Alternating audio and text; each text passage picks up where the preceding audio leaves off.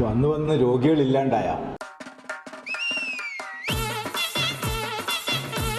ആ ശരി ശരി, ഓക്കെ ഓക്കെ.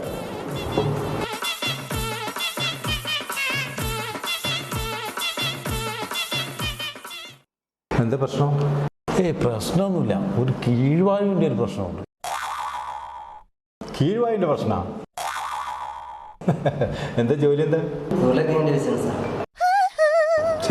ഉരുളക്കിഴങ്ങിന്റെ ബിസിനസ്. പിന്നെ ഗ്യാസ് ഉണ്ടാവൂലേ? ഉരുളക്കിഴങ്ങിന്റെ ബിസിനസ് വിഷയമാവോ സാർ? ഇവിടെ എഴുതിയാൽ തന്നെ ഗ്യാസല്ലേ, പിന്നെയാ പറയുന്നത്. ജോലി മാറ്റേണ്ടി വരുമോ? ജോലിയൊന്നും മാറ്റണ്ട. എടോ, ഈ ഭക്ഷണത്തിൽ പരിപ്പ്, ഉരുളക്കിഴങ്ങ്, കടല ഇതുപോലുള്ള സാധനങ്ങളിൽ പരമാവധി ഒഴിവാക്കണം. അപ്പോൾ ഒരു പ്രശ്നം ഉണ്ടാവില്ല. അതുമാത്രമല്ല, നമ്മൾ കൃത്യസമയത്ത് ഭക്ഷണം കഴിക്കണം. ഇനി അഥവാ ആ സമയത്ത് കഴിക്കാൻ പറ്റിയില്ലെങ്കിൽ ഒരു ഗ്ലാസ് വെള്ളം കുടിച്ചാൽ മതി. 2 അണ്ടിപ്പരിപ്പും കഴിക്കാം. സമാധാനം കേട്ടാ. No, no, no, no.